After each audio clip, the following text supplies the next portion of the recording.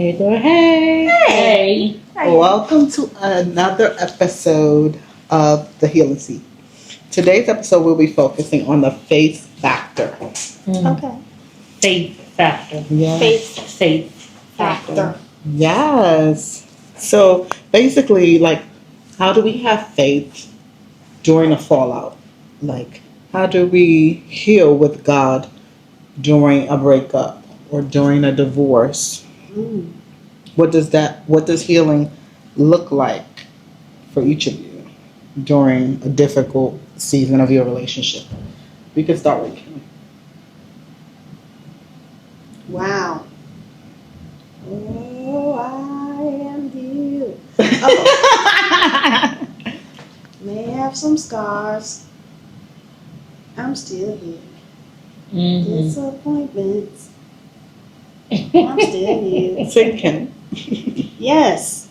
So, for me,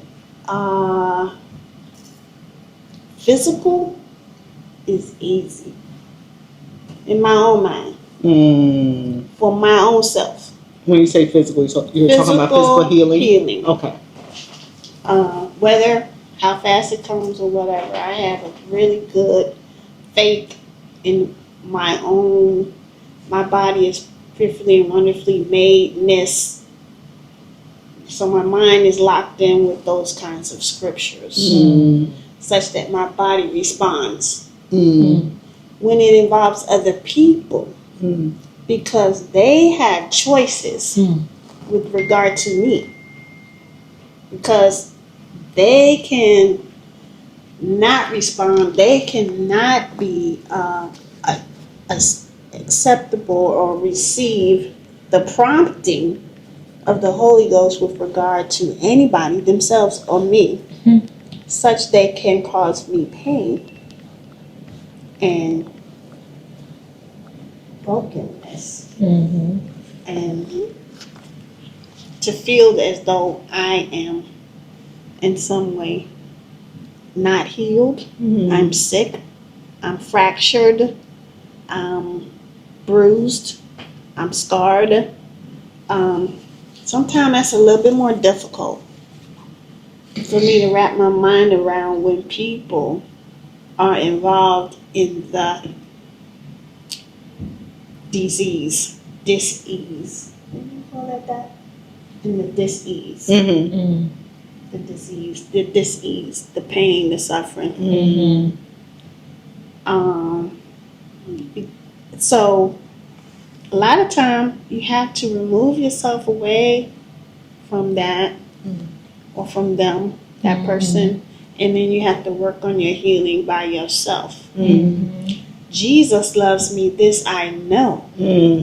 I mean, I have to say a simple thing like that to reassure myself of who I am and whose I am. Right. And then therefore that's when the healing starts to happen.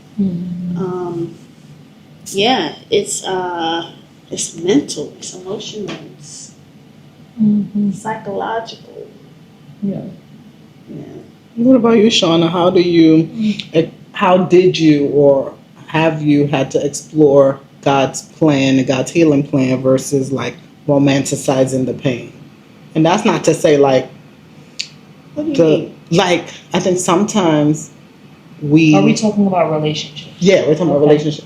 Like, how do you not? Romanticizing the pain looks like what? Yeah. Like, you're basically like trying to almost mask the pain versus acknowledge like the pain exists. Like, or give it some, because I think, how do I say this?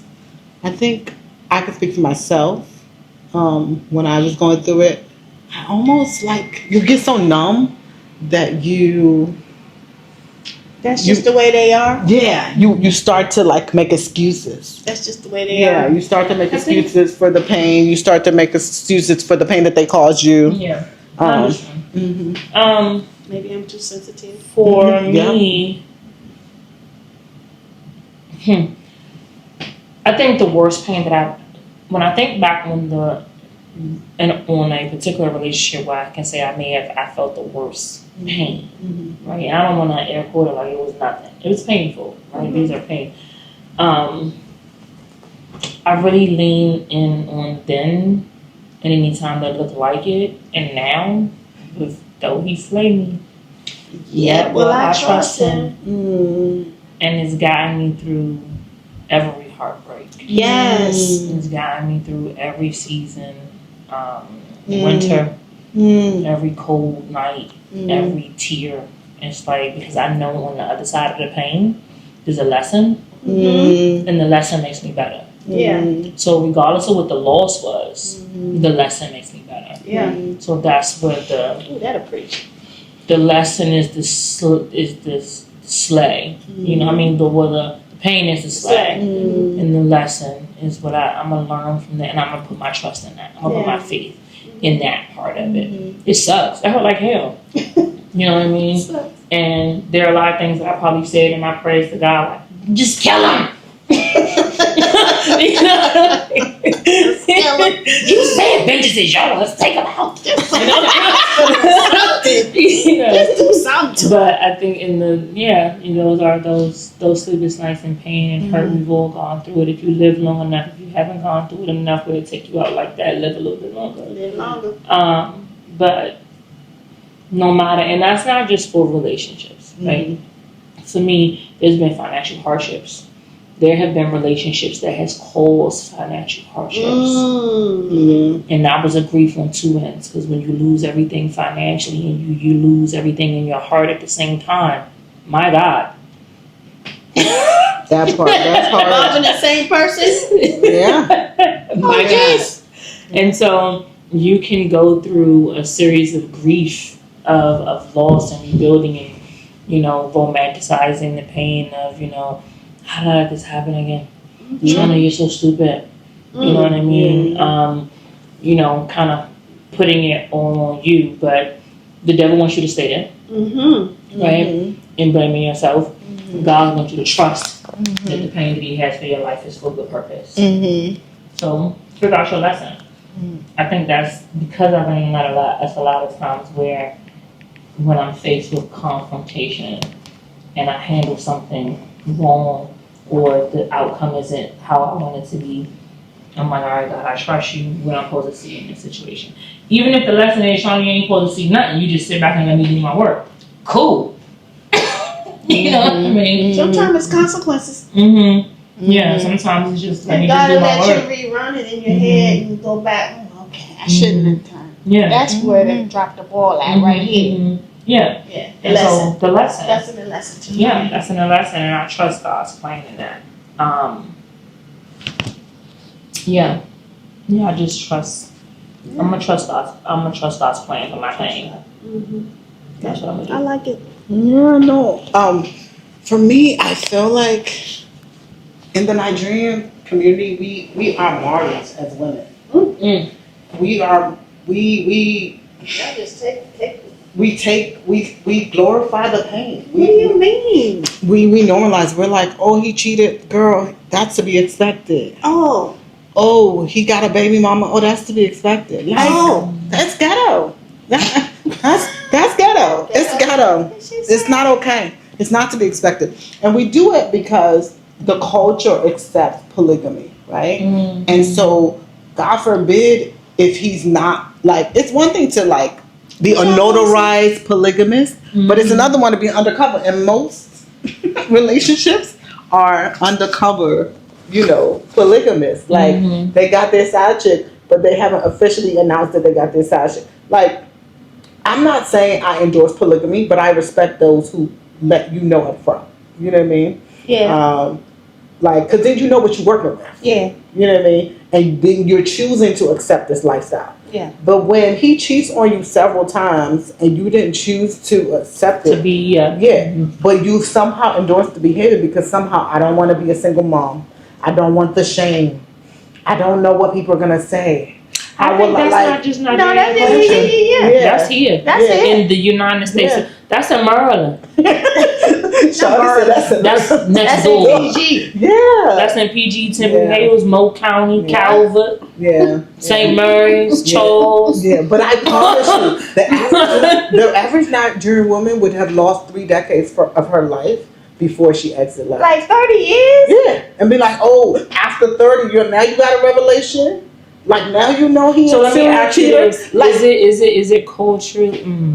Is it because it's culturally? But this is it a cultural norm for women to wear that badge of honor for strength as a Nigerian woman? Yeah. The longer I withstand this pain, the stronger Is it I am. painful? And do they think that in the next relationship after 30 years and the outbreak comes, that they are now more marketable and more stronger as a woman for that in the next relationship? I think biologically, I'm sorry, you're not marketable. I'm just, this is my opinion. And This is not T's opinion of the whole Nigerian culture. community. But I just don't think, like, if I cannot waste 3 decades on a relationship, I will not. So you know, wait, but is it painful though? It's not. No, they've normalized it culturally, Such that it's not. Yeah, such that it's not painful, but people are suffering in silence. So publicly, I don't look like I'm going through nothing. Publicly, I look like Real Housewives of Atlanta, but I'm really. So suffering. because this man makes I appear together, Yep. the appearance of togetherness is more beneficial than what we really are. But Yes. but wait. Yes. It's like we gotta give the illusion to the community that all is well when all is not. When it's hell at home. Yes. But Heaven in the streets, hell at home. I'm trying to. So wait, I'm trying to. Heaven in the streets, hell at home. Yes, that's that's the average marriage of a Nigerian woman. I can't speak for the whole continent of Africa, but I will speak for the average Nigerian woman is suffering in silence. Wait, but is it hell at home, or is she being taken care of the way that she and the community and the culture expect her to be taken care of? Does she really think this man is going to give her his undivided attention, or is the expectation in the community that she's taken care of, she's kept? The expectation is that no matter what he put you through, pray through it. Well, what is he putting you through? He could be physically abusive, emotionally abusive, financially abusive, all of the abusive, and you just gotta all take of the it. abuses. And you gotta take it. And because you are strong, you were made for this. You can be you. What will your children do? Like, God forbid your children see a healthy relationship and not a toxic one. You know, because what matters is that you look like a family unit when the unit was broke 5 years in a marriage. Well, that's not just y'all. I mean, that's just not Nigerian. Yeah. That's just everybody. Yeah, they just do it better. They just I guess. the presentation is definitely better. And I think some women stay financially because they don't feel like they can be financially independent too. So then they endure the financial abuse. Yeah. They, and that's a lot. Print somebody and king somebody else and print somebody. Yeah. Then yeah. Yeah. It is always interesting to me. I've experienced this on different levels of life, where man will be well off, and when the woman decides to separate because that man is not providing for them emotionally, and maybe even physically, mentally creating a safe space for them, and that person throws their money in their face and say, well, you're never going to survive without me. Right. Right? That's one aspect. But then later on in life, even when you find yourself around very well presenting men who are, they may check all the boxes in a lot of, not all, but majority of the boxes. But then there comes a space and time where this person is providing for you, and now you reach a point of your relationship where some problems come up. And then the person uses what they have provided for you in the past Absolutely. to signify or question or demean or disvalue what that person or that woman is now coming to that man with. Don't you see everything I've done for you? Why are you bringing this to my table? You know what I mean? Why are you coming to me with this about your communication? You know, when we just came back from spending whatever amount of dollars at whatever place. You know what I mean? Why are you bringing this up now? Or, you know, and the now, maybe it's not on the way home from the airport. The now could be a week later. And now could be 2 weeks later. You know what I mean? A month later. But it's still, you know, were you in this house? Were you know, I do for you and blah, blah, blah. Like, why does that happen? And I don't understand that. I don't know. I think that because they are not as cerebral, their role as they describe it in some other places, they pay the bills. They come home at night. They wash the dishes. They help change a diaper or two. Or two. They take the kids to school. They mow the lawn. They take out the trash. They set the security on the house. They do these things. Now what you want? Now what else could you possibly want? I want you, bro. Oh, that's too much. Yeah. So then going back to what T was saying, like you sit in this house for 30 years, right? Because you are not met emotionally and you allow this emotional abuse or physical abuse or whatever the case may be to occur because this man has provided this life for you. And the expectation is that, look at the things that I provided for you. You should be content. It's okay that you're dying emotionally on the inside. You have enough things to suppress that. It's okay that your mental space is scrambled. You know what I mean? You have enough things to suppress that. It's okay that you are exhausted from taking care of our kids and the dogs and the house and cleaning and da-da-da. And you feel exhausted and you don't feel loved and taken care of and adored. Right? Empty because nobody's filling up your internal love tank. But you got all the things to suppress that. That is where, regardless of the culture, that's what bothers me about relationship.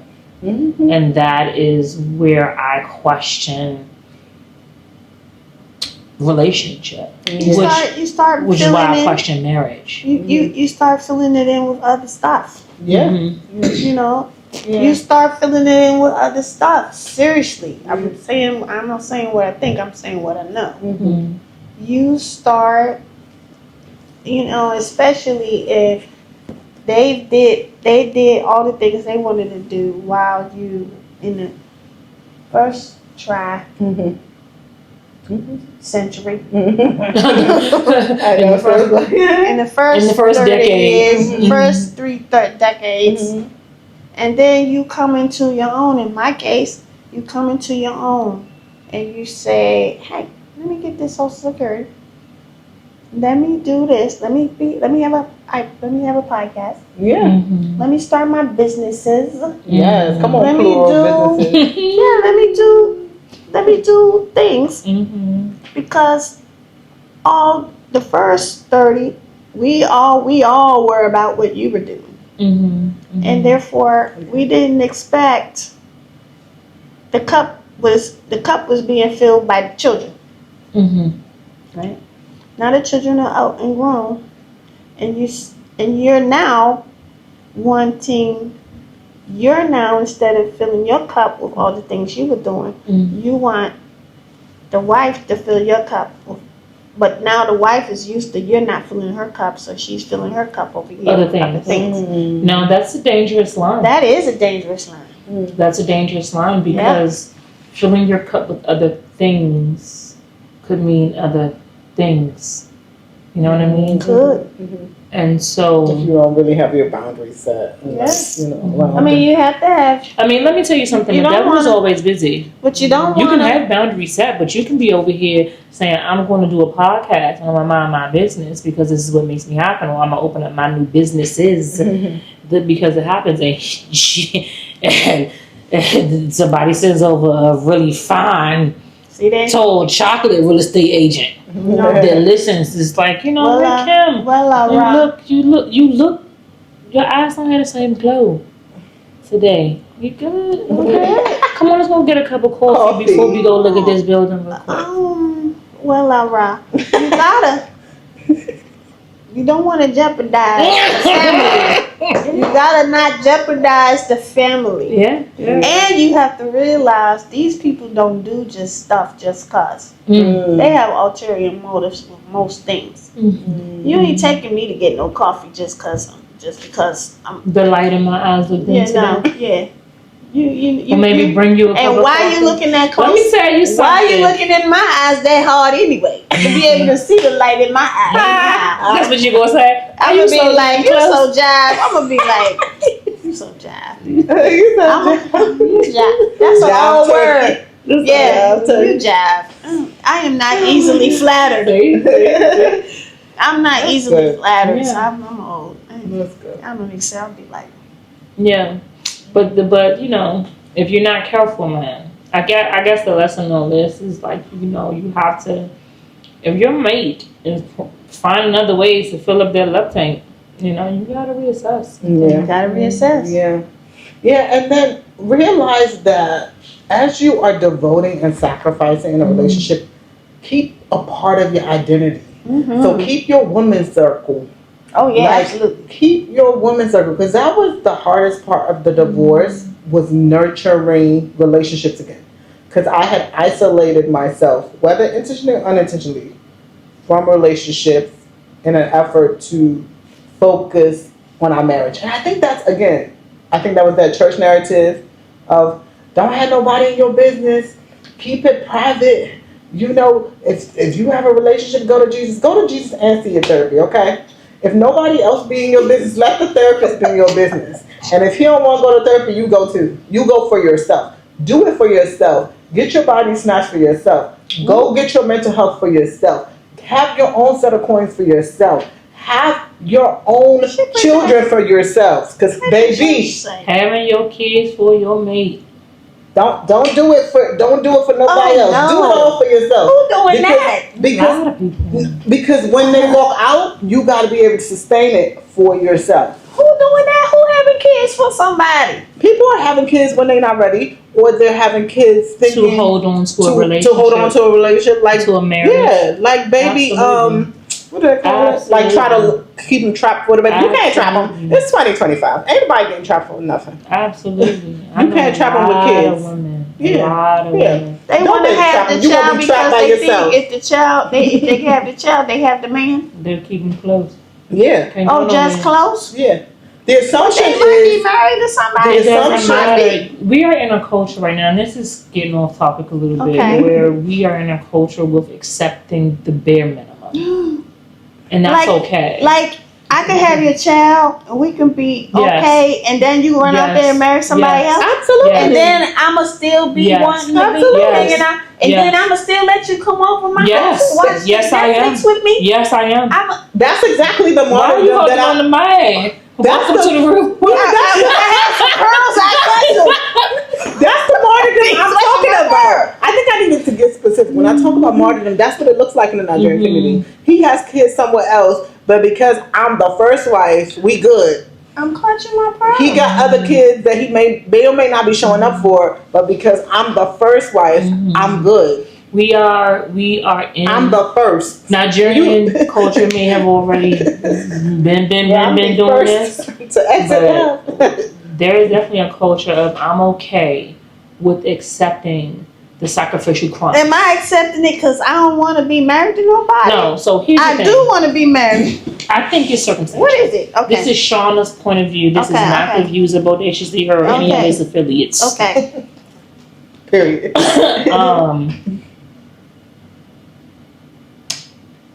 when you have limited access, you accept limited shit. Sorry. Like you stuff. Sorry. Beep it out. You accept. So like, if I'm starving, right? That's so good. If I'm starving, don't date when you're hungry. Crumbs look like steak. You know what I mean? And when you've been hungry for a while, then more crumbs, croutons, toast look like steak. And now I'm down here with the pigeons eating the crumbs. And I'm okay with that because at least I'm eating. No. At least I'm eating. At least he's taking care of these group of pigeons over here. At least we get fed every day. I know we getting the crumbs and I know we got to eat it off the ground. I know we do. And I know that I'm getting your leftover of your leftover of your leftover. I want to cry. But at least I'm not over here like her because she ain't got nobody taking care of her. And she hungry. Look at her out in the cold. I know that I only get $150 a week. And child support. Oh, and you had the kid? Oh, no. I'm just, you know. So we have... This is the only scenario that I could see. I ain't going to see it because I ain't made like this. But this is the only scenario that I could see. Some people genuinely do not want to share their space or their time with a spouse. They want a companion. But at the same time, they don't want that companion to be having other companions. Yeah. They just want them to have their own house. And I have my own house. And we're not married. And we go on vacation together. We do life together. We do life together. But we're not living together. But we're not living together. Because both of us choose not to. Yeah. Not that you're going to go out there doing other stuff. That. Okay, I got you. People have to be on the same accord to do that. That's the only one. Yeah. That other stuff you talking about? Yeah. I want to cry. No. This is real life. And I think that has developed because of scarcity. You understand what I'm saying? Where? You got the whole wide world. You do have the whole wide world, Kim. You do. You do have the whole wide world. I'm going to Brazil. I'm going to... But those people who don't have the opportunity to go to Brazil. Right. Yeah. So when you're talking about the whole wide world, the world is vast. But then when you cut out the people who have the ability economically to see the whole wide world, what is that percentage now? I don't know. It's very small. Then you cut the people who don't have the economics to do that, but then because they don't have the economics to see the world, they might not have the economics to see outside of the United States. Look, they might not know how to get out of the DMV. Out of the DMV. They don't even have no passport or nothing. Right? So now you're talking about the people who live in your area, or just let's go with the United States. Black men. If you're black and you want a black man that is not incarcerated. Facts. Let's start there. Yeah. Let's start with the black man. Oh, by the way, you want him to be a God-fearing man, but he's not in church. I was just going to say heterosexual. Oh, that too. We just want him to be heterosexual. So now tell me what my percentages are. Right? T90. So I am okay with accepting the crumbs. Yeah. Oh no. Because who here feeding me? It ain't like I got a lot of options. It ain't like nobody gonna pick me up off the ground and put me at the table next to him and put me on because I don't have no options. And so I had a man tell me one time that don't you think it's better for you to share than to be by yourself? Did you smack him? Right, Shonda, I know what him. No, I'm really intrigued. What I've learned about dating. Yeah, I probably would have. Though he slayed me, yet will I trust him. I'm gonna go back to that because I trust God is like I need you to see. So now I'm in the business of just asking a bunch of questions. I don't get upset. I would have asked him something. What makes you think? Why do I want to do that? Do you want to share? No, I would be like, do you think like this is a mindset that you thought about? Like, why do you feel that way? Yeah, and is that something that you want to do? And they explained that there's scarcity on their side too, right? Because they're looking at it from the aspect of, look, I got a limited amount of women that really want to do their thing, that really is about their business, that's really, they don't have all this baby daddy drama, blah, blah, blah, blah, blah. But the reality is that there are more women in the world than there are men, right? And so eventually his mindset was you're going to end up sharing at some point. Yeah. So you might just be up front and share now. Yeah. No. Martyrdom starts to look like permanent This is the world, bro. Yeah. No. This is the world. Yeah. So I'm so glad y'all found love. I'm so glad you got to a point where you like I'm married. Because when I tell you it's hard out here, it is hard because you have to deal with all these different aspects when you're collecting intel. I don't want. You don't want to date now. If I was dating, I feel bad for my mom. To pick my own. I would want to pick my own. I wouldn't want you to pick me. I want to pick you. Yeah. You can't. That sounds crazy, but I don't want to pick you out in these streets. Like I don't want to be in We're gonna have a pick me episode because that's where I see the same people. Like if I'm God forbid you a pick me, they feel like they picked you and therefore they did you a favor. No. Yes, that's the culture now. They did you a favor, so where you going? What? And then they feel, oh yes, they do, because then what happens after that? So I saved you. Yeah, I saved you. I'm your savior. Yeah. You owe me your life. Please don't tell me that. Savior complex. Watch out for them too. This is life. That's another episode. What is that? Only X, Y, and G and it's all the things. That's not. Let me tell y'all something. That's not. If y'all don't go home tonight and love your husband, that's not. Old people. If y'all don't go home and love your husband, I tell my friends who I marry all the time when they come to me and they argue, they're like, Shauna, I'm leaving. Why? Because he said so. Girl, go home. Go home. Shut up. Look, that used to be me and Donna. Donna be like, girl, if you don't go home. Go home. I'm McCullough. I was like, girl. You know I'll be like, but let me tell you something. I told a lot of friends this. It is not. You want me for the street? You want me in the streets? Is that what you want? I'm telling you because I love you. I'm telling you because I love you. As a married woman, divorced woman, and a woman has seen both sides of this spectrum, trust me, go home to your husband. Make that stuff work. Make it work. Because it ain't worth nothing out here. There's nothing here. There's nothing here. And I'm not going to say there's nothing here. It's just a lot that you got to dig through to find it. I'm not going to say there's nothing here. I am very optimistic. I believe in the Lord. I trust that God has created all of his children for favor and purpose. And there is a purpose out there for everyone. However, you got to search for it. And if you ain't got the patience to search for it, and you got something secure at home, and you got something that could potentially be secure at home, or you working your way to get to security at home, go home and work on your thing. Shut your mouth, drink your water, mind your business, and go home and be happy. As long as that man or that woman ain't abusing you, tearing you down, making you feel like crap, or making you feel like a martyr, or giving you the survivor complex and making you feel like savior complex that they saved you, from life and out here in these streets. Yeah. See, make it work, man. Every time I come on this show. Because every time I come on this show. Your show. Every time I come on this show. Every time I come on my own show. Right. Y'all be giving me a teaching about something. Yeah, we learning from you. Nah, I can't stay over there in the marriage chamber. Please stay in the marriage council. Because I'm trying to get in. I'm trying to get in one. I'm telling you, I won't be the one. If we ever get divorced, it won't be me being the divorce person. He be divorcing me because you ain't leaving. Yeah. I ain't leaving. If you leave, and matter of fact, if you leave, I might be back my bag too. Pack your bag. I'm staying. Pack my bag. And we both be at the door together. What? Yeah. So those are the DM us, guys, if you want a part 2 of this. Oh, what about the journal? And also, if you are thinking about, like, some of this we've put in the journal. So if you're interested in that, check that on our link on Instagram. Yeah. Link in bio at Bodaciously Her.